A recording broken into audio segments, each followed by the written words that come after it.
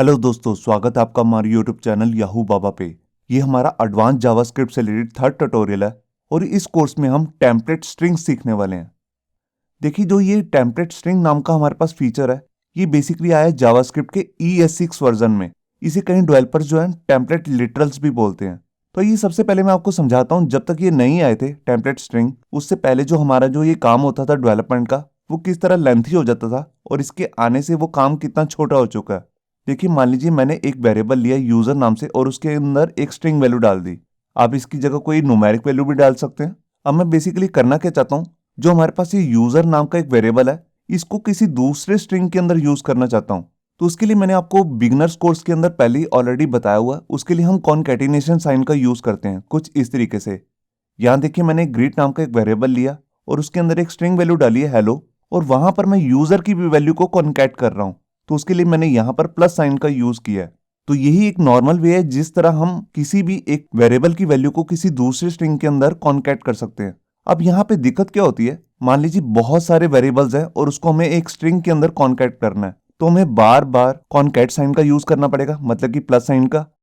और उसके बाद बार बार जहां पर भी हमें स्ट्रिंग लगाना है वहां पर हमें कोट्स वैल्यू को यूज करना पड़ेगा, या तो डबल इन्वर्टेड कोट या फिर सिंगल इन्वर्टेड कोट्स। तो इस तरह करने से बेसिकली होता क्या है, हमारे जो कोड होता है वो काफी कॉम्प्लेक्स हो जाता है और लेंथी भी हो जाता है।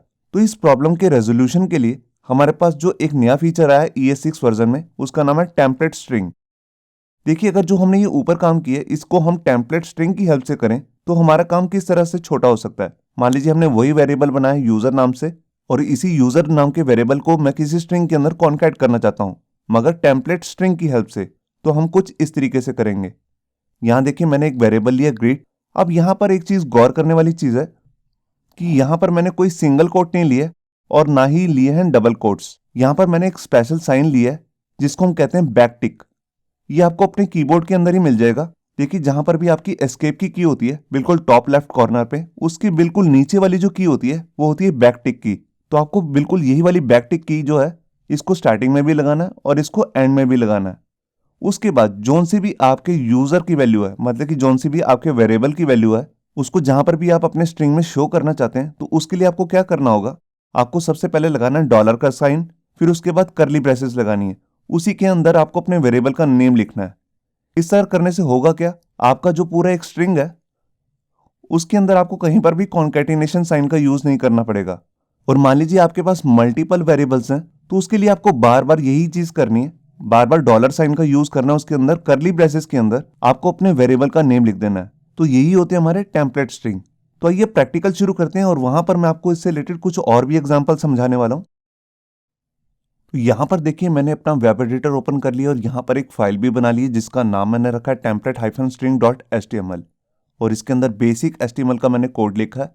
अब यही सेम फाइल मैंने यहाँ पर अपने ब्राउजर में भी ओपन की हुई है। अब सबसे पहले मैं यहाँ पे क्या करता हूँ, देखिए मैंने हेड टैग के अंदर यहाँ पे लगाया स्क्रिप्ट टैग, जिसके अंदर मैं अपनी जावास्क्रिप्ट का कोड करने वाला हूँ।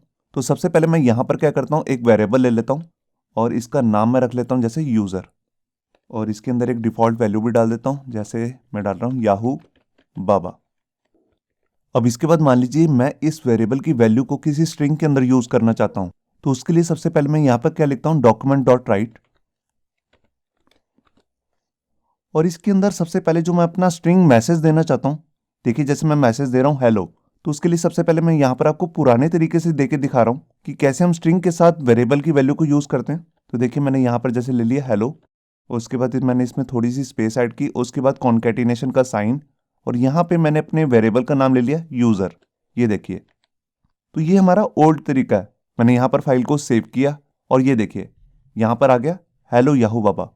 जो भी यूजर की वैल्यू थी वो हमारे स्ट्रिंग के साथ कॉन्कैट होकर यहाँ पे डिस्प्ले हो रही है।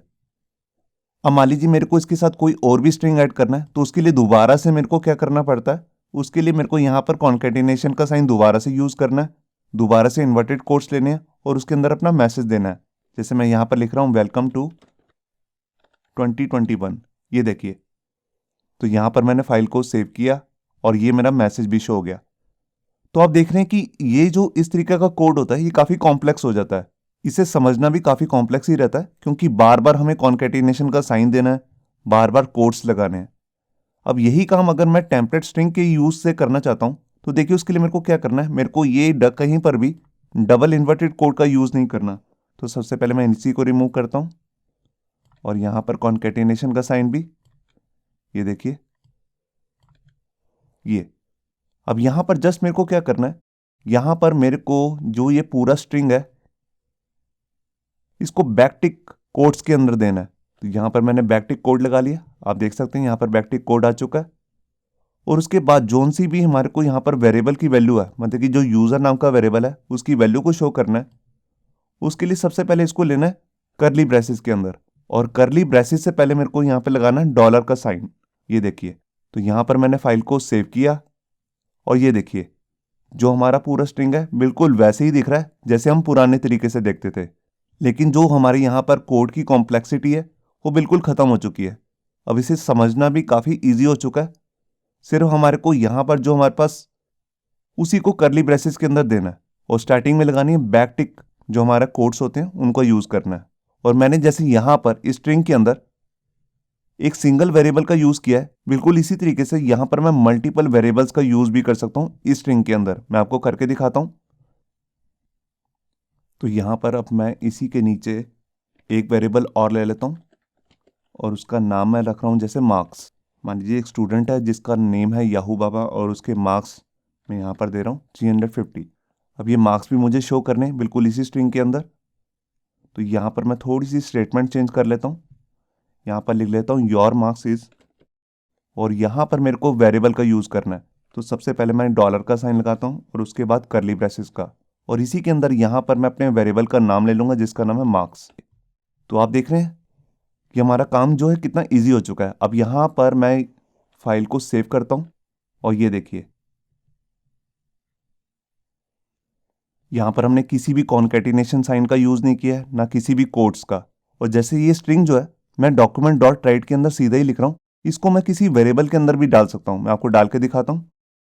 देखिए यहाँ पर मैं एक वेरिएबल ले लेता हूँ और उसका नाम मैं जैसे रख देता हूँ हेलो, और हेलो के अंदर ये पूरा जो मैंने स्ट्रिंग लिखा है इसको मैं कट करके उसी के अंदर डाल देता हूँ, ये देखिए। और लास्ट में जाके इसको क्लोज कर देता हूँ, और जो ये हेलो नाम का हमारे पास वेरिएबल है इसको मैं यहाँ पर प्रिंट कर दूंगा। तो यहाँ पे मैंने फाइल को सेव किया और ये देखिए हमारा जो कोड है बिल्कुल सही चल रहा है। अब जो ये टेम्पलेट स्ट्रिंग होते हैं इसको यूज़ करने का हमारे पास एक फ़ायदा और भी होता है, वो ये है कि हम इसके अंदर कोई भी डबल इन्वर्टेड कोड्स या सिंगल इन्वर्टेड कोड का यूज़ कर सकते हैं।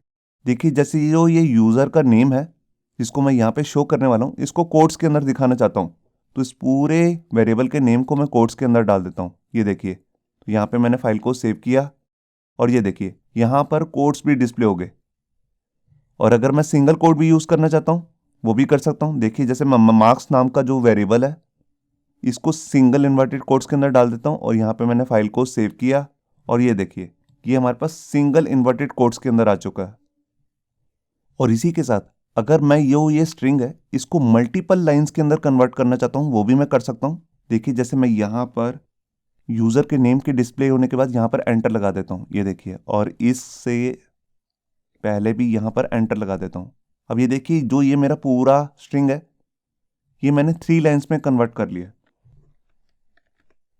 जिसके अंदर फर्स्ट लाइन में हो क्या रहा है, यहाँ पर मैंने हेलो लिखा है और यूज़र है, उसके बाद योर मार्क्स सेकेंड लाइन में, और थर्ड लाइन में इज़ और मार्क्स की वैल्यू आ रही है।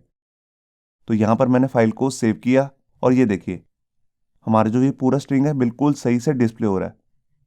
अब यही काम जो मैं डॉक्यूमेंट डॉट राइट के अंदर लिख रहा हूँ इसको मैं आपको कंसोल के अंदर प्रिंट करके दिखाता हूँ, और इसके अंदर भी मैं लिख लेता हूँ हेलो।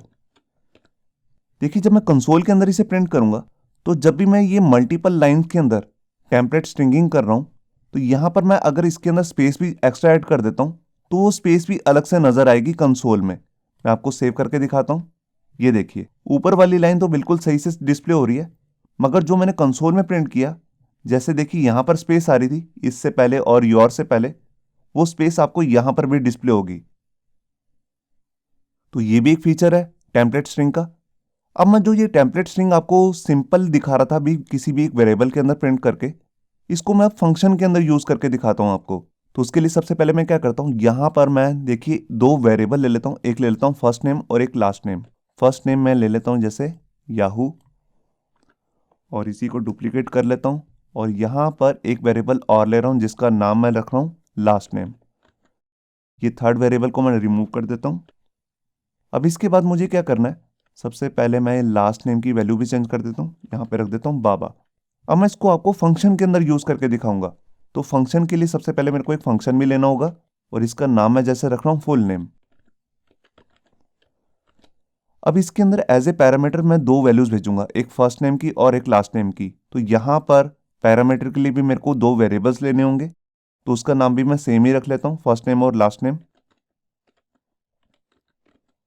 ये देखिए, अब जैसे ये फंक्शन कॉल होगा तो मैं करना क्या चाहता हूँ, मैं यहाँ से एक वैल्यू को रिटर्न करूंगा। उस वैल्यू में रिटर्न क्या होगा, जो फर्स्ट नेम और लास्ट नेम है दोनों को कंबाइन करके रिटर्न करूंगा। तो देखिए मैं यहाँ पर लिखता हूँ रिटर्न। यहाँ पर मैं रिटर्न फंक्शन यूज कर रहा हूँ, इसके बारे में मैंने ऑलरेडी एक वीडियो बना रखी है।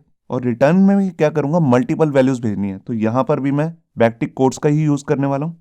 तो यहाँ पर मैं बैकटिक कोट्स ले लेता हूँ। ये देखिए, अब यहाँ पर बैकटिक कोड के अंदर वेरिएबल की नेम की वैल्यू को प्रिंट करना है, तो यहाँ पर मेरे को लेना है डॉलर, फिर करली ब्रेसेस और उसके अंदर फर्स्ट नेम, और इसी तरह मैं स्पेस देके दूसरा वेरिएबल भी ले लेता हूँ लास्ट नेम। ये देखिए, अब इसको मेरे को कॉल कहाँ करना है, यहाँ पर।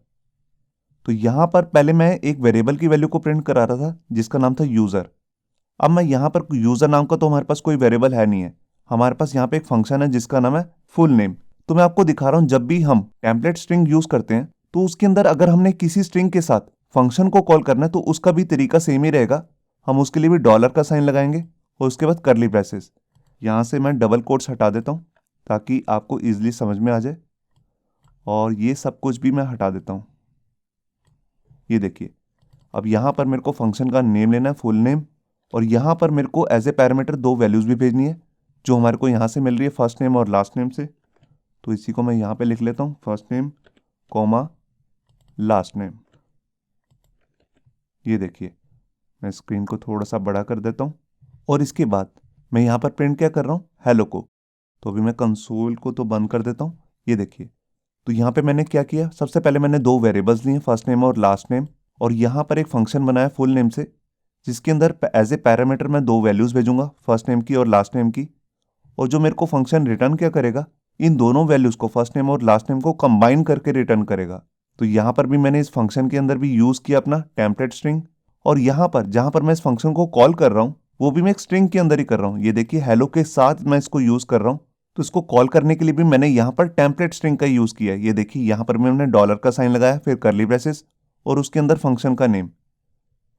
तो यहाँ पर मैंने फाइल को सेव किया और ये देखिए, हमारा जो फंक्शन है बिल्कुल सही से रन कर रहा है। इसने हमारे को प्रिंट करके दे दिया हेलो याहू बाबा।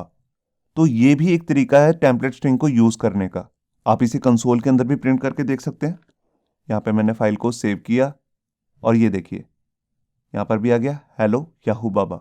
तो इस वीडियो में हमने देखा ES6 वर्जन का एक नया फीचर जिसका नाम है टेम्पलेट स्ट्रिंग, जिसको हम टेम्पलेट लिटरल्स भी बोलते हैं। इसको और भी कई तरीकों से यूज किया जाता है जो हम आगे आने वाली वीडियोस में देखेंगे।